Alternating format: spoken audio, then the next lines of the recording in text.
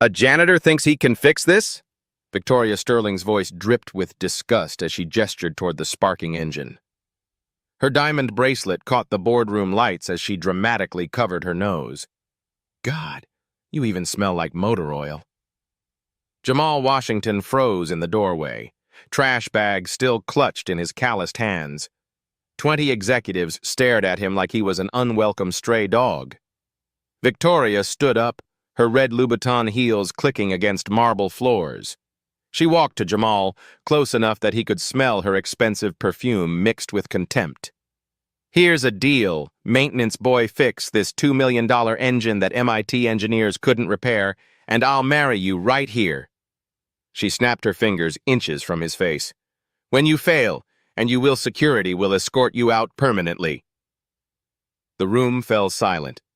$50 million in contracts hung on this broken machine. Have you ever been dismissed so completely that someone bet their reputation you'd fail? Tech Vanguard Industries rose from Silicon Valley's concrete jungle like a glass monument to innovation. The 40-story tower housed America's most promising autonomous vehicle company, where billion-dollar dreams took shape in sterile laboratories and boardrooms that smelled of leather and ambition.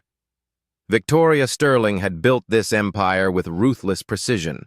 At 38, she commanded respect through fear, her blonde hair always pulled into a perfect bun, her suits tailored to intimidate. The tech world called her a visionary. Her employees whispered different words behind closed doors. The company's crown jewel sat broken on the executive conference table, a revolutionary AI-guided engine designed to power their fleet of self-driving delivery trucks. This wasn't just any engine. It represented 3 years of development, 47 patents, and the engineering dreams of Silicon Valley's brightest minds. The machine could theoretically power autonomous vehicles with 93% efficiency, revolutionizing the delivery industry overnight. For 6 weeks, this machine had defied every attempt at repair. 3 separate teams of Ivy League engineers had failed. 67 diagnostic tests had yielded nothing but frustration and mounting pressure. The engine would start, run for exactly 14 minutes and 37 seconds, then overheat and shut down with the same cryptic error code, harmonic disruption detected. Jamal Washington knew every inch of Tech Vanguard's marble floors. For 3 years, he'd pushed his maintenance cart through these halls, invisible to the executives who stepped around him like furniture. His official title read technical consultant, but everyone knew the truth. He emptied trash cans, mopped floors, and endured the daily humiliation of being the most educated janitor in Silicon Valley. His community college engineering degree hung framed in his studio apartment, a bitter reminder of dreams deferred by medical bills and circumstances beyond his control. While his classmates had transferred to 4-year universities, Jamal had chosen sacrifice. His mother's cancer treatments came first. Always. The chemotherapy sessions cost $3,000 each. Insurance covered 60%. The math was simple and devastating. The engine crisis deepened each day. Victoria's morning meetings grew louder, her demands more unreasonable. She paced the boardroom like a caged predator, her heels clicking against marble in sharp, angry rhythms that made interns flinch. Coffee cups accumulated on conference tables like archaeological layers, marking the progression of her desperation. $67 million, she screamed at the engineering team during Tuesday's disaster meeting. That's what we lose if this engine doesn't work by Friday. $67 million that could have bought us market dominance in 3 major cities.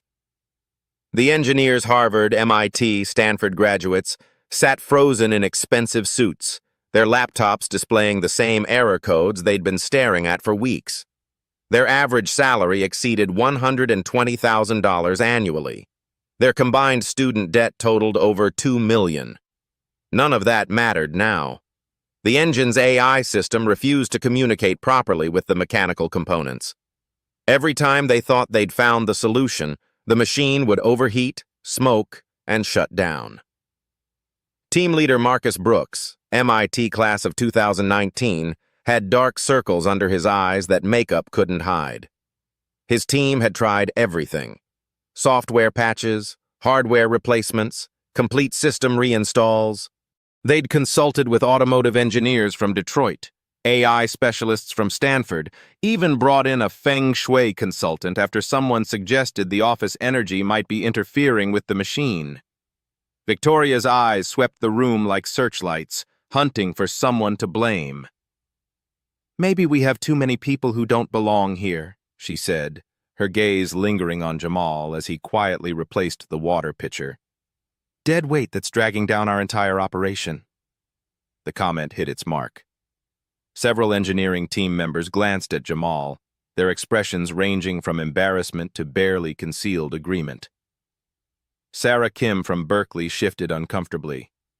She'd worked 12-hour days for 6 weeks and couldn't solve the problem, yet somehow the suggestion that a janitor might be the weak link made twisted sense in their exhausted minds. Jamal pretended not to hear. He'd learned that invisibility was survival in this place.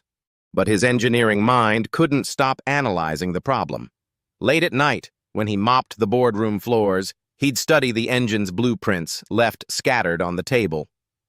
The technical specifications told a story that the engineers seemed to miss.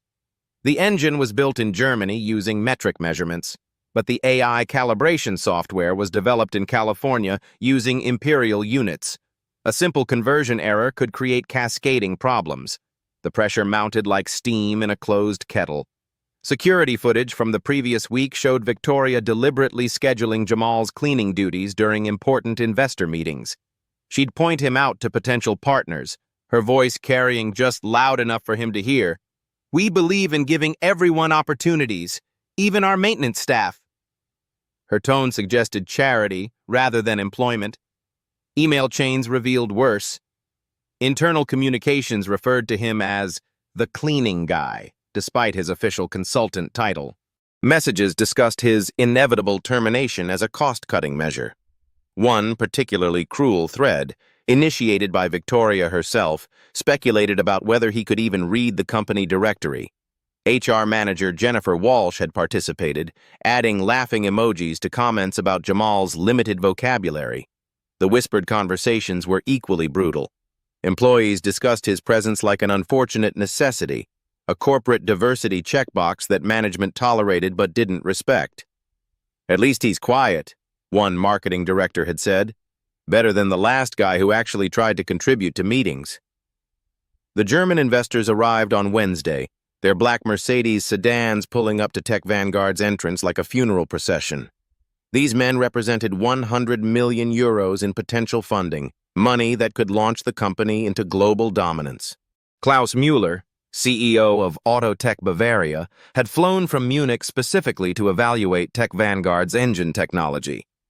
His reputation for technical perfectionism was legendary. Companies either impressed him completely or failed spectacularly. Dr. Elena Rodriguez, former Tesla engineer and current board advisor, accompanied the delegation. Her reputation in automotive engineering was legendary. She'd designed power systems that had revolutionized electric vehicles, held 37 patents, and consulted for companies across 3 continents. Her presence meant this wasn't just a business meeting. It was a technical evaluation that could make or break Tech Vanguard's future. Dr. Rodriguez didn't suffer fools, didn't accept excuses, and could identify engineering flaws with surgical precision. The demonstration was scheduled for Thursday afternoon. The entire company held its breath. Marketing had already prepared press releases announcing the successful partnership. Sales teams had drafted proposals for European expansion. The cafeteria had ordered champagne for a celebration that everyone hoped would happen. Victoria's desperation showed in small ways.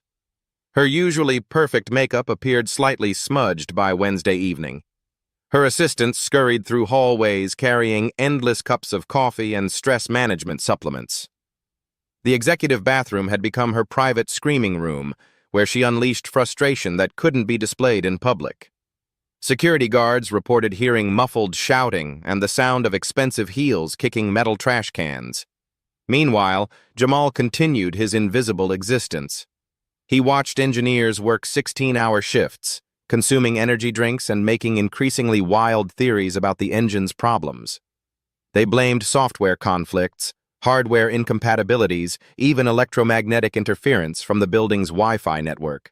One desperate engineer suggested that the office's feng shui might be disrupting the machine's electronic harmony. But Jamal heard something they didn't.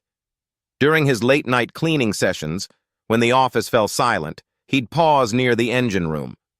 The machine made sounds, subtle vibrations, and frequency patterns that reminded him of his grandfather's garage in Detroit. Every engine had its own voice, Samuel Washington had taught him. You just had to know how to listen. This engine's voice sounded strained, like it was fighting against itself. Thursday morning brought chaos. The final diagnostic test had failed spectacularly, filling the boardroom with smoke and triggering the fire suppression system. Engineers stood dripping wet, their expensive laptops ruined, their reputations hanging by threads thinner than spider silk. The smell of burnt electronics mixed with chemical fire suppressant created an atmosphere of defeat that permeated the entire floor. Klaus Mueller watched the disaster unfold with Germanic stoicism, his expression revealing nothing. Dr. Rodriguez took detailed notes, her pen moving in sharp, precise strokes. The other German investors exchanged glances that suggested their private jets might be departing earlier than planned. Victoria convened an emergency all-hands meeting. 200 employees packed into the main auditorium, their faces reflecting various stages of panic and resignation. The German investors sat in the front row, their expressions unreadable behind designer glasses. Jamal stood in the back, near the emergency exits, invisible as always. "Ladies and gentlemen," Victoria began, her voice steady despite the trembling in her hands. "We face our greatest challenge.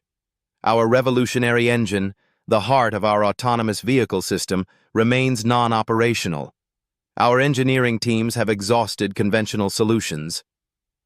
She paused, letting the weight of failure settle on the room like dust. "Effective immediately, we will begin cost reduction measures. Non-essential personnel will be terminated, starting with positions that don't directly contribute to solving this crisis." The room fell silent, except for the whisper of air conditioning and muffled sobs from the back rows. Victoria's gaze swept across faces, hunting for someone to sacrifice to the corporate gods. Her eyes lingered on Jamal with predatory interest. That's when Jamal made his mistake. He raised his hand. "Ma'am?" His voice carried clearly through the microphone-enhanced acoustics. "I think the problem might be in the harmonic frequency calibration, not the software integration." 200 heads turned toward him like sunflowers following light. The German investors leaned forward with sudden interest. Dr. Rodriguez raised an eyebrow, her expression shifting from boredom to curiosity. Victoria's face transformed. Surprise gave way to rage, then to something far more dangerous: opportunity. But what Victoria didn't know about Jamal would change everything. The real story was just beginning. Detroit, 1995. The auto industry was bleeding jobs like a wounded giant, but Samuel Washington's garage on 8 Mile Road still hummed with purpose. At 72, he moved with the deliberate grace of a master craftsman, his weathered hands reading engines like sacred texts. 12-year-old Jamal pressed his face against the garage window, watching his grandfather work magic on a broken Mustang. The engine had been declared dead by 3 other mechanics, but Samuel saw something they missed. His fingers traced the engine block with the tenderness of a doctor examining a patient. "Come here, boy," Samuel called without looking up. "Time you learned something useful." That summer changed everything. While other kids played video games, Jamal spent his days in the cathedral of grease and steel that was his grandfather's domain. Samuel had been one of the first black foremen at Ford Motor Company, breaking barriers in the 1970s when such achievements required extraordinary courage and skill. "Listen close," Samuel would say, placing Jamal's small hand on a running engine. "This machine's got a heartbeat. Feel that rhythm? That's 4 cylinders talking to each other. 8,000 explosions per minute, all working in perfect harmony. The old man's philosophy was simple but profound. Son, an engine doesn't care about your diploma or your skin color. It only responds to those who truly listen to its heartbeat. Respect the machine, understand its language, and it'll never lie to you. Samuel taught Jamal to diagnose problems through sound, vibration, even smell. A slight irregularity in engine rhythm could indicate worn bearings. A particular scent might reveal oil degradation or coolant leaks. These weren't skills taught in textbooks. They were inherited wisdom, passed down through generations of men who understood that machines had souls. The lessons extended beyond mechanics. Samuel had survived decades in an industry that didn't welcome men who looked like him. He'd earned respect through undeniable competence, fixing problems that stumped engineers with advanced degrees. His reputation at Ford was legendary. Samuel Washington could resurrect any engine, no matter how hopeless it seemed. "White folks gonna test you twice as hard," he told Jamal during those long summer afternoons. "Gonna assume you're half as smart. But engines don't lie, boy. When you fix something they couldn't, suddenly your color doesn't matter so much." By age 16, Jamal could tear down and rebuild entire engines blindfolded. He understood the intricate dance of pistons, valves, and timing chains better than most automotive engineers. Community college professors were amazed by his intuitive grasp of mechanical principles that typically required years of study to master. But life had other plans. Samuel died during Jamal's senior year of high school, a massive heart attack while working under the hood of a Cadillac. The funeral overflowed with Ford engineers, mechanics, and regular customers whose cars Samuel had saved. They spoke of his genius, his integrity, his ability to solve impossible problems with simple solutions. The garage closed forever. The tools were sold to pay medical bills. Jamal's inheritance wasn't money, it was knowledge, instinct, and a philosophy that would sustain him through decades of being underestimated. When Jamal's mother, Denise, was diagnosed with stage 3 breast cancer during his sophomore year of community college, the choice was clear. Transfer to a 4-year university meant student loans, living expenses, and time away from home. His mother needed him more than he needed a prestigious degree. He worked 3 jobs while completing his associate degree in mechanical engineering. Nights at a gas station, weekends at an auto parts store, early mornings cleaning office buildings. His grades remained perfect despite exhaustion that left him sleeping in library chairs between classes. The community college professors recognized his exceptional talent. Dr. Martinez, who'd taught at MIT before settling into a quieter academic life, pulled Jamal aside after a particularly brilliant presentation on engine efficiency optimization. "You have a gift," she said simply. "I've seen Harvard graduates with less intuitive understanding of mechanical systems. Don't let circumstances dim that light." But circumstances were relentless. Cancer treatments consumed every spare dollar. Insurance covered 60% of the chemotherapy costs, leaving thousands in monthly expenses. Jamal's part-time jobs became a full-time necessity. His transfer applications to 4-year universities remained unsubmitted in a folder labeled "Someday." After graduation, he found work wherever he could use his skills. Small repair shops, industrial maintenance, eventually landing at Tech Vanguard through a temporary agency that promised technical consultant opportunities. The reality was different, but the paycheck covered his mother's medical bills. 3 years later, he still carried his grandfather's philosophy like a sacred flame. Every night, he studied engineering journals and technical manuals, keeping his knowledge current despite his janitorial duties. Online courses in automotive engineering, AI systems integration, and advanced diagnostics filled his free hours. His studio apartment was crammed with textbooks, technical journals, and salvaged engine parts he studied like archaeological artifacts. Samuel's voice echoed in his mind during the darkest moments. "The engine doesn't care about your circumstances, boy. It just wants someone who understands its language."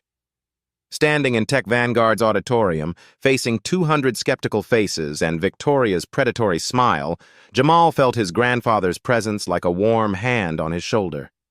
The broken engine wasn't different from that Mustang in 1995. It just needed someone who could hear its true voice. The real test was about to begin. The auditorium fell into a silence so complete that the building's ventilation system sounded like rushing wind. Victoria Sterling stood frozen at the podium, her manicured fingers gripping the microphone stand until her knuckles turned white. She hadn't expected this moment. A janitor challenging her in front of investors who could make or break her company's future. Klaus Mueller leaned forward in his front row seat, his steel-gray eyes fixed on Jamal with the intensity of a hawk spotting prey. Beside him, Dr. Elena Rodriguez set down her coffee cup with deliberate precision, her legendary engineering instincts suddenly alert. The other German investors whispered in rapid, harsh consonants that cut through the tension like scattered glass. Victoria's mind raced through possibilities. She could dismiss Jamal's comment, maintain her authority, and proceed with the termination announcement. But something in Klaus Mueller's expression stopped her. The German industrialist was studying Jamal with the same focus he'd reserved for a promising prototype.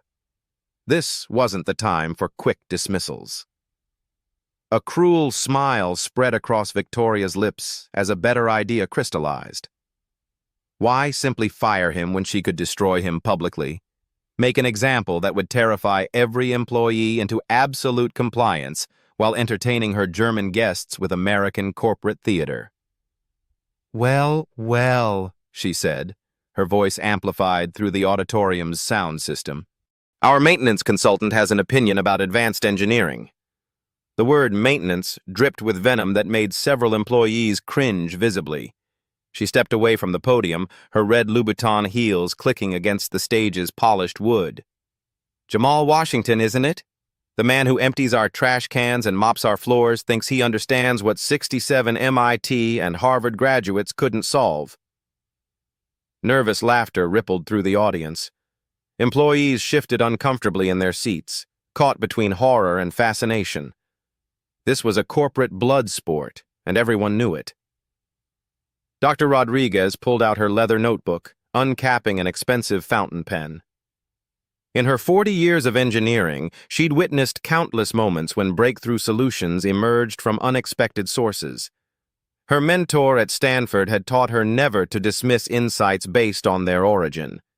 Genius wore many disguises. "Since you're so confident," Victoria continued, her voice rising with theatrical flair, "here's your chance to prove it. Fix our $2 million engine that stumped our best engineers for 6 weeks. Do it in front of everyone. Our board, our investors, our entire company." She gestured toward the German delegation like a game show host presenting prizes. "These gentlemen represent 100 million euros in potential funding. They came to see American innovation at work. Let's give them a show they'll never forget." Klaus Muller's expression remained unreadable, but his assistant was already typing notes on a tablet. Whatever happened next would be documented, analyzed, and reported back to Munich. American corporate culture was apparently more entertaining than anticipated. Victoria's voice dropped to a whisper that the microphone caught and amplified throughout the auditorium. "Here are the stakes, Jamal. You have exactly 2 hours to diagnose and repair what our MIT-trained engineers couldn't fix in 6 weeks. If you succeed, which we both know you won't, I'll personally promote you to senior engineering consultant with a salary that matches your inflated ego." The auditorium buzzed with shocked murmurs. Senior engineering consultant positions paid 6 figures and came with stock options. It was an absurd offer for someone whose current job description included emptying waste baskets. "But when you fail," Victoria continued, her smile sharp enough to draw blood, "you're not just fired. You're banned from this building permanently. Security will escort you out, and I'll personally ensure that every tech company in Silicon Valley knows about your spectacular failure." She snapped her fingers, and 2 security guards materialized at the auditorium's side doors like summoned demons. Their presence wasn't subtle. This was intimidation theater designed to terrify anyone else who might consider challenging authority. Dr. Rodriguez stood up suddenly, her movement commanding attention throughout the room. At 62, Elena Rodriguez commanded respect that transcended corporate hierarchies. Her work at Tesla had revolutionized electric vehicle powertrains. Her consulting firm counted every major automotive manufacturer as clients. When she spoke, engineers listened. "I'll serve as technical witness," she announced, her voice carrying the authority of someone who'd never been questioned about engineering matters. "This test requires neutral oversight to ensure fairness and accuracy." Victoria's smile flickered momentarily. She hadn't anticipated this development. Dr. Rodriguez's involvement legitimized the challenge, transforming it from corporate humiliation into a formal technical evaluation. Klaus Mueller nodded approvingly. "Excellent. Herr Washington, you have our complete attention." His English was precise, carrying the weight of industrial authority that had built German engineering reputation. "We are curious to see American problem-solving methods." The auditorium erupted in whispered conversations. Employees pulled out smartphones, already composing texts and social media posts about the unfolding drama. This was the kind of corporate theater that would be discussed in Silicon Valley bars for months. Victoria realized she'd lost control of the narrative, but it was too late to retreat. "Fine," she said, her voice tight with barely controlled anger. "Dr. Rodriguez can witness your inevitable failure, but I'm adding one more condition." She gestured toward the cameras that Tech Vanguard used for employee training and company announcements. "We're live streaming this entire challenge on our company social media accounts. Let the world see what happens when unqualified people attempt jobs beyond their capabilities." The live stream suggestion sparked immediate activity. Marketing assistants scrambled to set up professional lighting and camera angles. Social media managers began crafting hashtags. Tech Vanguard Challenge, hashtag Engineering Test, Innovation at Work. Within minutes, the company's Instagram and LinkedIn accounts would be broadcasting live footage to thousands of followers. Jamal stood motionless throughout this corporate circus, his maintenance cart still beside him like a faithful companion. His calloused hands remained steady despite the earthquake of attention focused on his every breath. This was the moment Samuel Washington had prepared him for, not through specific training, but through a lifetime of understanding that engines responded to competence regardless of credentials. Dr. Rodriguez walked down the auditorium aisle, her heels making confident sounds against polished concrete. She stopped directly in front of Jamal, studying his face with the intensity of someone who'd spent decades evaluating technical talent. "Young man," she said quietly, her voice meant only for his ears, "are you absolutely certain you want to proceed? This isn't just about fixing an engine. Your entire future is at stake." Jamal met her gaze steadily. "Ma'am, I've been listening to engines my whole life. This one's been trying to tell us what's wrong. We just haven't been hearing it correctly." Dr. Rodriguez nodded slowly. Something in his eyes reminded her of the young engineers she'd mentored at Tesla, that combination of knowledge, intuition, and quiet confidence that separated true talent from mere education. "Very well," she said, loud enough for the microphones to capture. "Let's see what you can do." The challenge was officially accepted. 2 hours to prove or destroy a lifetime of hidden expertise. The engine waited in the boardroom like a mechanical judge, its silent testimony about to determine one man's destiny. The crowd began moving toward the executive floor, smartphones recording every step of this unprecedented corporate drama. The executive boardroom transformed into an amphitheater of judgment. 200 employees pressed against the glass walls, their faces creating a mosaic of anticipation and doubt. The German investors arranged themselves in executive leather chairs like a tribunal, Klaus Mueller checking his platinum watch with Germanic precision. Dr. Rodriguez positioned herself beside the engine with the authority of someone who'd witnessed countless moments of engineering truth. The broken engine dominated the conference table like a technological altar. Chrome and steel components caught the LED lighting, creating shadows that seemed to pulse with mechanical possibility. Diagnostic equipment surrounded the machine laptops, displaying endless error codes, oscilloscopes tracing electromagnetic signatures, temperature sensors monitoring thermal patterns that had confounded engineers for 6 weeks. Victoria Sterling stood near the floor-to-ceiling windows, her silhouette framed against the Silicon Valley skyline. Her smartphone live-streamed the scene to Tech Vanguard's social media accounts, viewer numbers climbing rapidly as word spread through tech industry networks.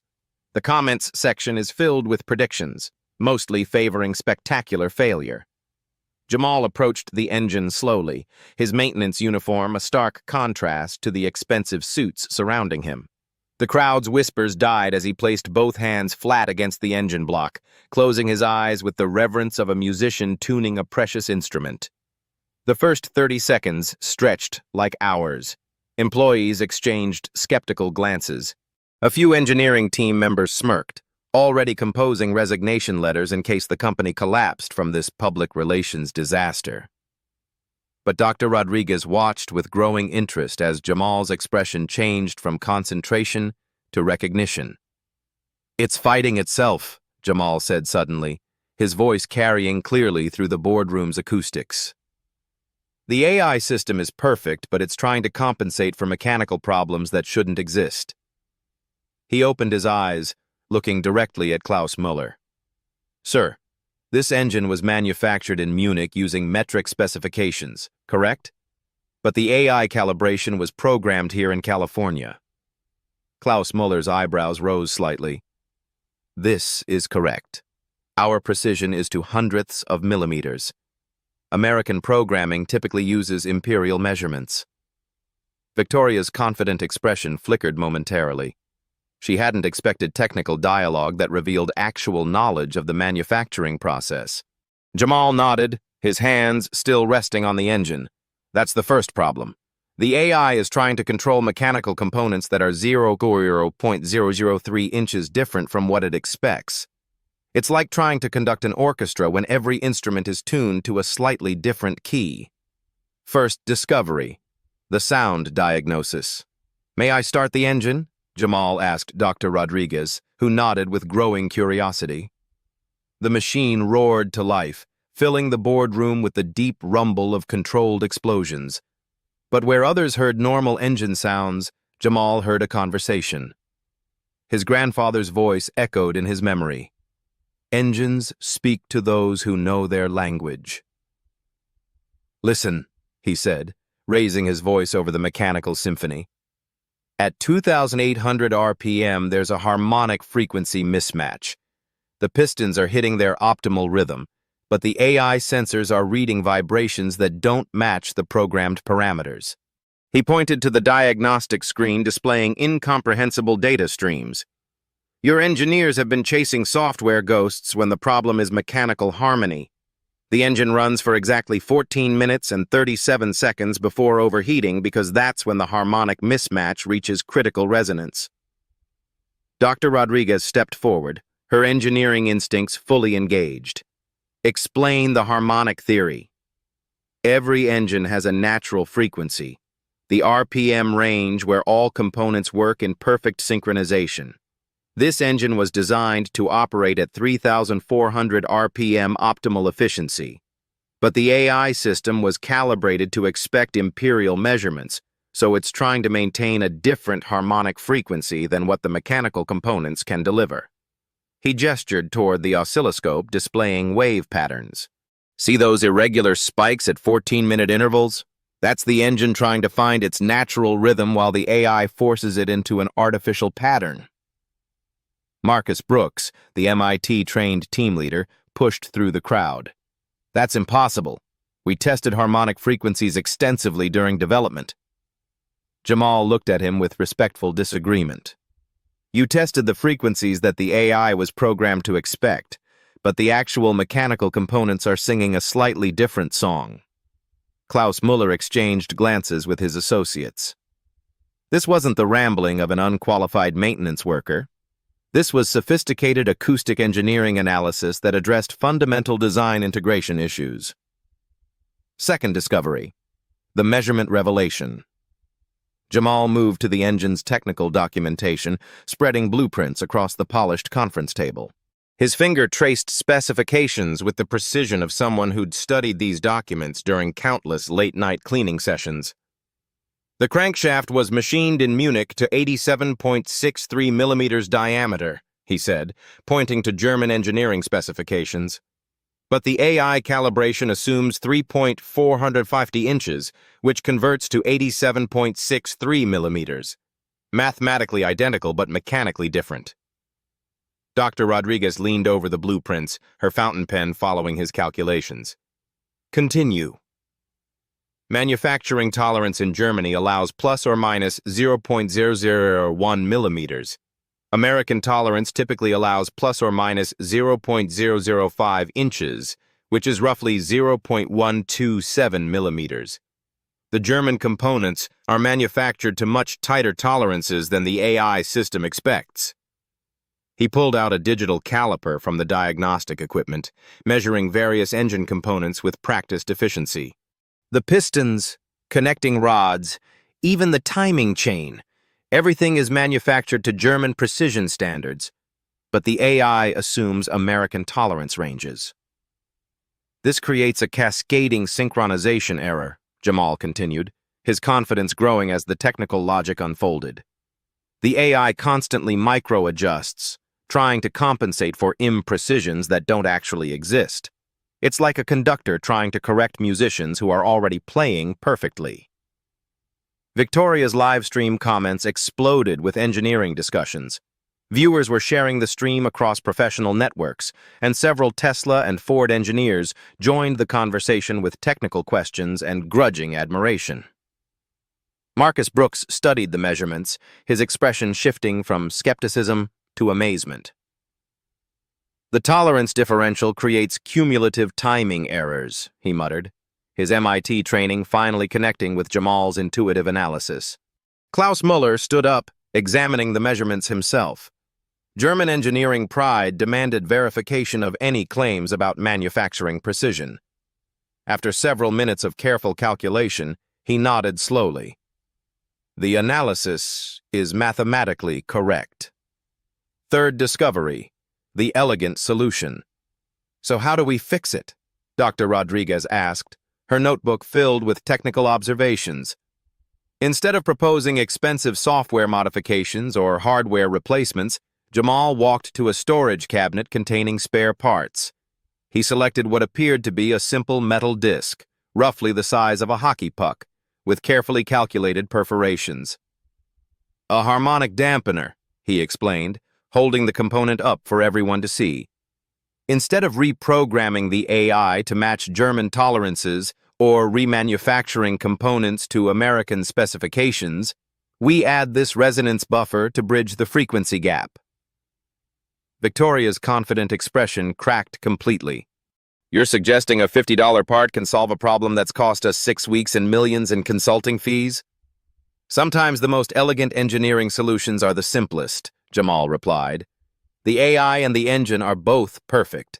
They just need a translator to help them communicate effectively. He began installing the dampener with movements that spoke of years of mechanical experience. His hands worked with the confident precision of someone who'd rebuilt countless engines in Detroit garages, community college workshops, and late-night apartment complex maintenance sessions. Dr. Rodriguez watched every movement with professional fascination. Where did you learn harmonic resonance engineering? My grandfather taught me that engines have souls, Jamal said, tightening the final connection. You can't fix a soul with software updates. You have to listen to what it's trying to tell you, then help it find its natural rhythm. The installation took 12 minutes. The dampener fit perfectly into existing mounting points, requiring no modifications to the original design. It was engineering elegance at its purest, solving complex problems through simple, intuitive solutions. Ready for testing, Jamal announced, stepping back from the engine. The boardroom fell silent. Klaus Mueller checked his watch again. 1 hour and 47 minutes had elapsed. If Jamal's analysis was correct, the engine should now operate flawlessly. If he was wrong, his career and reputation would be destroyed in the most public way possible. Dr. Rodriguez positioned herself at the diagnostic equipment, her experienced eyes ready to interpret every data stream and measurement. The German investors leaned forward with collective anticipation. Victoria's smartphone captured every moment for thousands of online viewers who'd become invested in this unlikely engineering drama. "Start the engine," Dr. Rodriguez commanded. The moment of truth had arrived. 67 previous attempts had failed. Could a maintenance worker with a community college degree succeed where MIT graduates had failed? The engine held its mechanical breath, ready to reveal its secrets to anyone who'd truly learned to listen to its voice. The ignition key turned, and destiny engaged with the sound of perfectly synchronized machinery finding its natural rhythm for the first time in 6 weeks.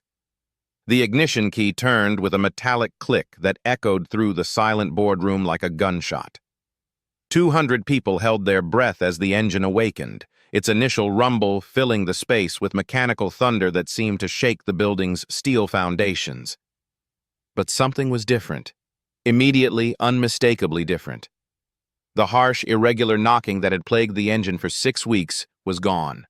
In its place, a smooth purring emerged, the sound of 8 cylinders firing in perfect synchronization, each combustion chamber contributing to a harmony that made Dr. Rodriguez's eyes widen with recognition.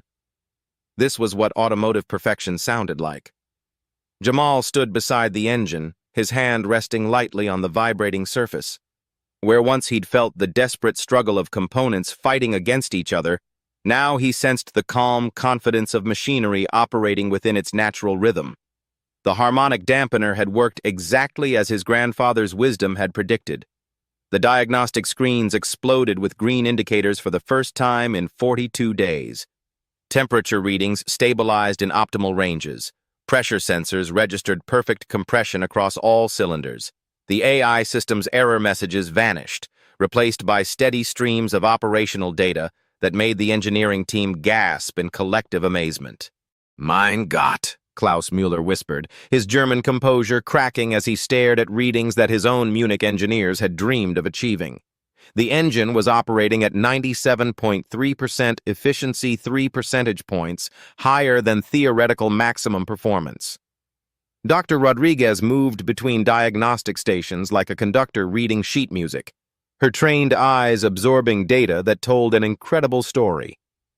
Oil pressure is steady at optimal, engine temperature holding at 187 degrees Fahrenheit. Harmonic frequency locked at 3,400 RPM with 0 deviation. She looked up at Jamal with something approaching reverence. "In 40 years of automotive engineering, I've never seen diagnostic readings this clean. Your grandfather would be proud." The real test came when Victoria, her face pale with growing realization, demanded the full operational challenge. "Fine, it's running. But can it actually power our autonomous vehicle systems under real-world conditions?" Through the boardroom's floor-to-ceiling windows, employees could see Tech Vanguard's prototype delivery truck parked in the courtyard below. The vehicle had sat motionless for weeks, its advanced navigation systems useless without a functioning power source. Jamal nodded toward the truck with quiet confidence. "Let's see what she can do." The engine's power flowed through transmission systems, electrical generators, and computerized networks with the smoothness of water finding its level. Dashboard lights illuminated in sequence as the autonomous vehicle's brain came online for the first time in 6 weeks. GPS systems activated. Radar sensors began scanning. Camera arrays focused with mechanical precision. The crowd pressed against the windows as the truck's headlights brightened, its electric systems drawing power from the perfectly synchronized engine. Slowly, almost ceremonially, the vehicle began to move.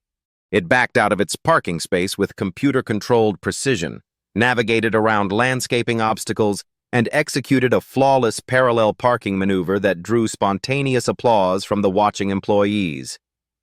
For 37 minutes, the engine ran without a single irregularity. The dreaded 14-minute shutdown point passed without incident. 20 minutes beyond that, the systems continued operating with German engineering precision, powered by American innovation, and guided by Detroit mechanical wisdom. Klaus Mueller's assistant was typing furiously on her tablet, documenting performance metrics that exceeded every specification in their original investment proposal. The other German investors huddled in rapid conversation, their expressions shifting from skepticism to amazement to barely contained excitement about partnership possibilities. Victoria's live stream had attracted over 50,000 viewers, the comments section scrolling too rapidly to read individual messages. Tech industry professionals, automotive engineers, and random internet observers were witnessing something unprecedented. A maintenance worker solving problems that had stumped teams of credentialed experts. "Shut it down," Dr. Rodriguez finally commanded. "We've seen enough." The engine settled into silence with the satisfied sigh of machinery that had finally found its purpose. The diagnostic screens maintained their green glow for several seconds before fading to standby mode. The autonomous truck returned to its parking space and powered down its systems with electronic contentment. The boardroom remained silent for long moments as the magnitude of what had just occurred settled into collective consciousness. 6 weeks of failure had been resolved in under 2 hours by someone whose official job description included emptying wastebaskets. Dr. Rodriguez walked to Jamal, extending her hand with formal respect. "That was extraordinary engineering intuition. Where others saw software problems, you heard mechanical poetry. Your solution was elegant, cost-effective, and brilliant." Klaus Mueller approached next, his handshake firm with German approval. "Herr Washington, your diagnostic methodology impressed our entire delegation. This is the kind of innovative thinking that builds industrial partnerships." Victoria stood frozen near the windows, her smartphone still recording a live stream that had become her own professional obituary. The comments were no longer about Jamal's inevitable failure. They were celebrating his triumph and questioning her leadership judgment. The moment of truth had passed.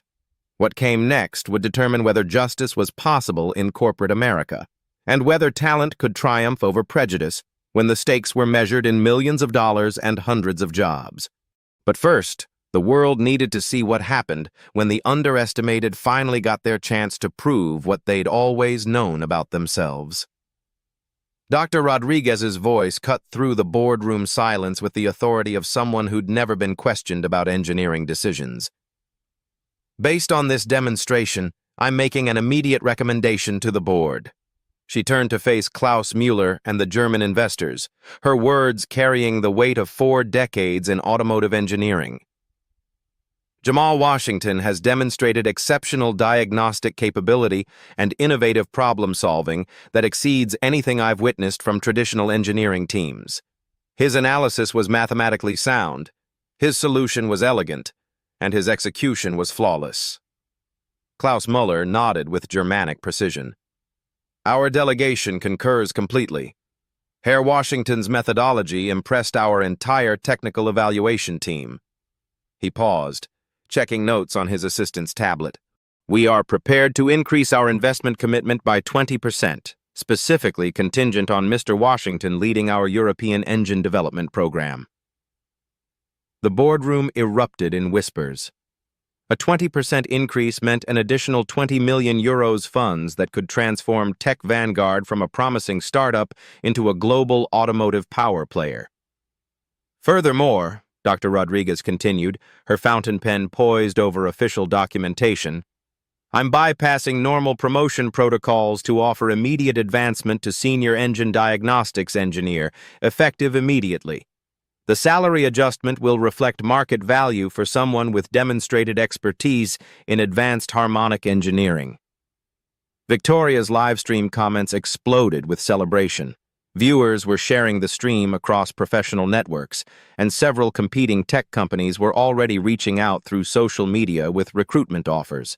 The hashtag #JamalWashington began trending as automotive engineers worldwide discussed the technical brilliance they'd just witnessed.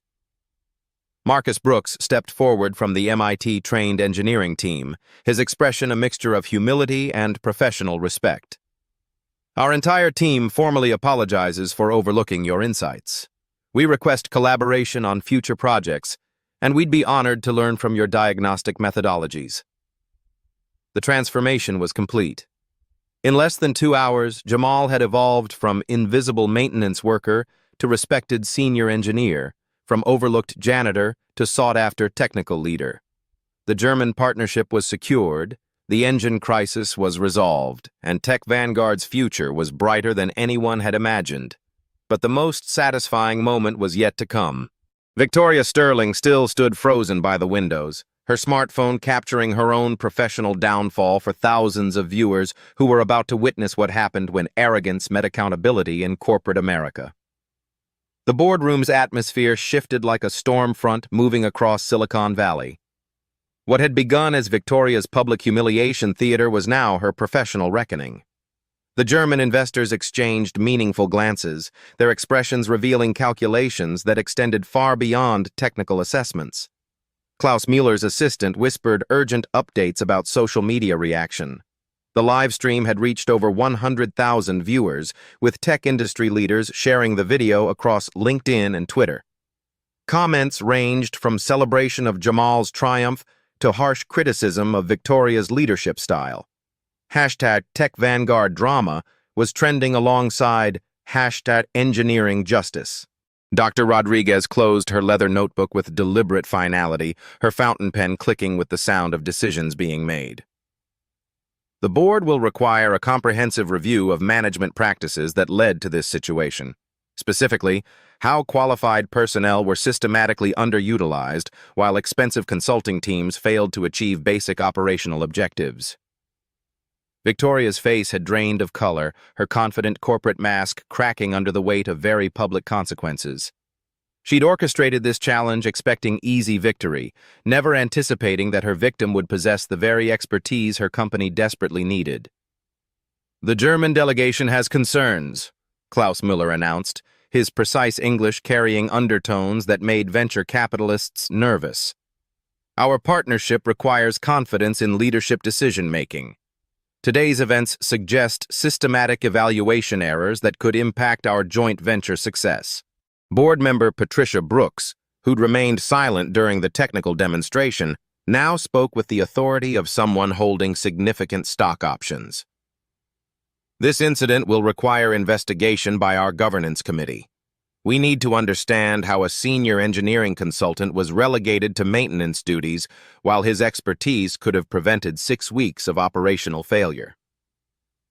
The investigation wouldn't take long. Victoria's email history provided damning evidence of discriminatory practices.